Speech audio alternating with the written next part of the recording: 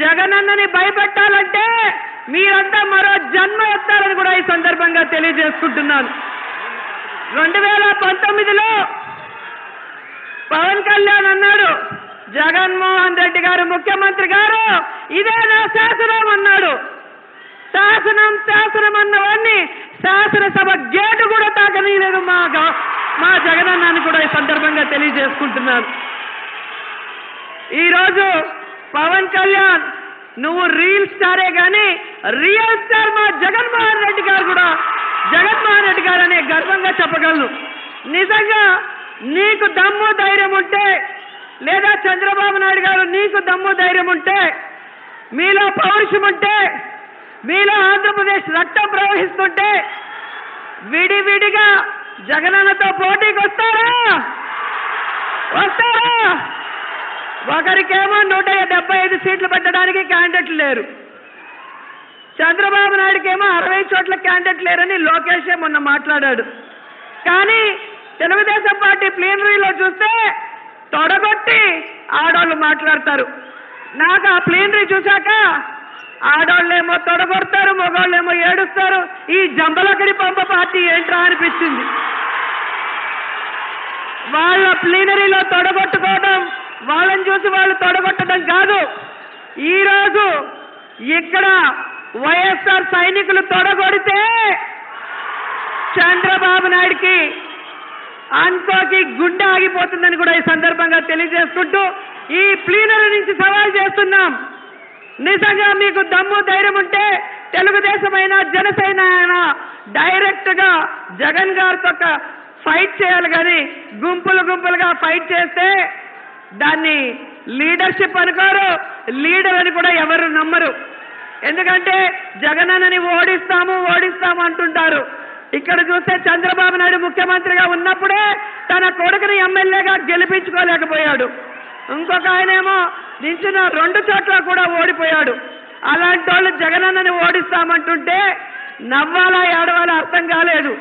ఈ ప్లీనరీ నుంచి అందరూ కూడా తెలుగుదేశం జనసైన్యకి తెలియజేసే విధంగా రాబోయే 2024లో జగనన్న వన్స్ మోర్ అనే నినాదంతో ముందుకెళ్ళాలి.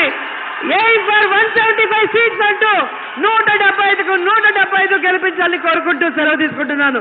జై జగన్, జై జగన్, వైఎస్ఆర్, జై జగన్. ఉప ముఖ్యమంత్రి ఇక్కడ ఎమ్మెల్యేగా గెలిపించడమే కాకుండా నేను కోరుకొని ఉప ముఖ్యమంత్రి స్థానాన్ని కూడా మీరు మనస్ఫూర్తిగా వచ్చినందుకు దానికి ఆ విజయాన్ని మీకే అంకితం చేస్తున్నాను. ఎమ్మెల్యేగా గెలిపించారు. మీరు ఇచ్చిన స్ఫూర్తిని తీసుకొని పిఠాపురంలోనే పవన్ కళ్యాణ్ని గెలిపించాలి అంటే జనసేన ఉన్న ప్రతి చోట మనం తీసుకున్న తక్కువ సీట్లే 100కి 100% గెలవాలి అని ఒక్క పిలుపునిస్తే భారతదేశంలో ఎన్ని స్థానాలు గెలుచుకున్నది ఎంత న్యూస్ అయిందో లేదో తెలియదు. కానీ ఇన్ని దశాబ్దాలు 21 సీట్లు పోటీ, మన అసెంబ్లీ స్థానాలు, 2 పార్లమెంట్లు, 23 స్థానాలకి 23 స్థానాలు 100కి 100% స్ట్రైకింగ్ రేట్ 100% గెలుచుకోగలిగామంటే మీరు ఎంత బలంగా నిలబడ్డారో ఈ రోజున. దేశం మొత్తం ఒక చరిత్ర అయింది. అది భారతదేశపు రాజకీయ చరిత్రలో ఇలాంటి అద్భుతమైన విజయం ఎవరు చూడలా. అది ఇచ్చినందుకు జన సైనికులకి, ముందుగా వీర మహిళలకి, కూటమి నేతలందరికీ, కూటమి కార్యకర్తలందరికీ, అసలు జనసేన అనేది ఎందుకు మాట్లాడారంటే ముందుగా భయంతో ఉండిపోయాం. 2019 నుంచి 2024 వరకు భయంతో ఉండిపోయింది నేల. 5 కోట్ల మంది ప్రజలు కొద్దిమంది చేతిలో భయపడతారా? ఐపీఎస్లు, ఐఏఎస్లు, అధికార యంత్రాంగం భయపడిపోయే పరిస్థితుల్లో నేను బయటకు వచ్చి నిలబడితే, అన్నా మీతో పాటు మేము ఉన్నామని మా తల్లులు, మా అక్క చెల్లెలు, మా ఆడపడుచులు, మా వీర మహిళలు రౌడీలకు ఎదురొచ్చారు, కేసులు పెట్టించుకున్నారు, అటెంప్ట్ మర్డర్ కేసులు కూడా పెట్టేశారు. ఇక జన సైనికులు మబ్బుల్లో పరిగెత్తే పిడుగులు లాంటి జన సైనికుల గురించి చెప్పక్కర్లా. మీరు ధైర్యం ఇస్తే కొత్త తరమే ఇంత పోటీ చేస్తున్నప్పుడు అనుభవం ఉన్న మన తరం ఎంత పోటీ చేయాలని తెలుగుదేశం నాయకులు బయటకు వచ్చారు. కేంద్రం మనకు అండగా ఉండి మనం ఎంకెంత బాగా పనిచేయాలని చెప్పి భారతీయ పార్టీ జనతా నాయకులు అందరం కలిపి ఈరోజు వచ్చి 164 స్థానాల్ని బలంగా గెలుచుకొని ఒకటే అన్నారు కదా మనల్ని, నువ్వు అసెంబ్లీలోకి ఎలా అడుగు పెడతావు, నువ్వు అసెంబ్లీ గేటును కూడా తాకలేవన్నారు.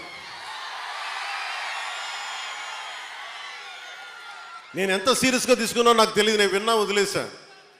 కానీ మీరు ఇచ్చిన విజయం పిఠాపురంలో మీరు చాలా సీరియస్గా తీసుకున్నారు.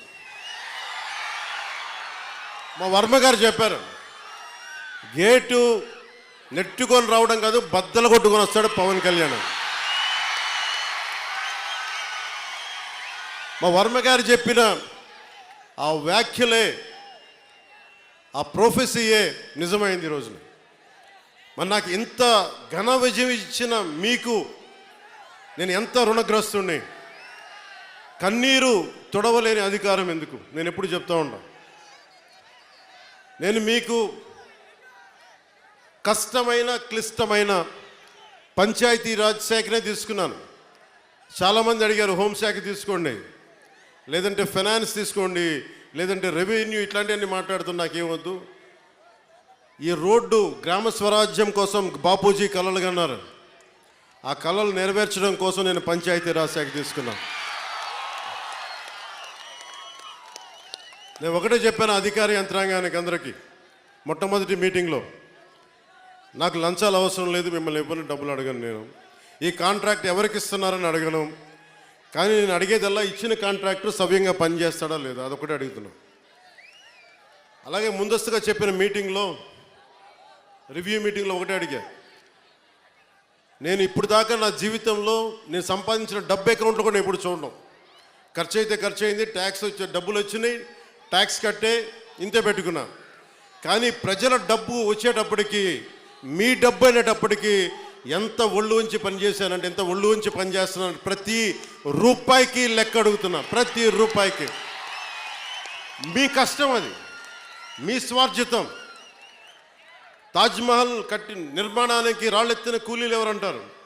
ఈ దేశ ప్రగతికి కండలు కరిగించింది ఎవరు? ఈ దేశ ప్రగతికి రక్త మాంసాలని ధారపోసింది ఎవరు? అది ప్రజలు, అది మీరు. అందుకే నాకు బాధ్యత ఉంది.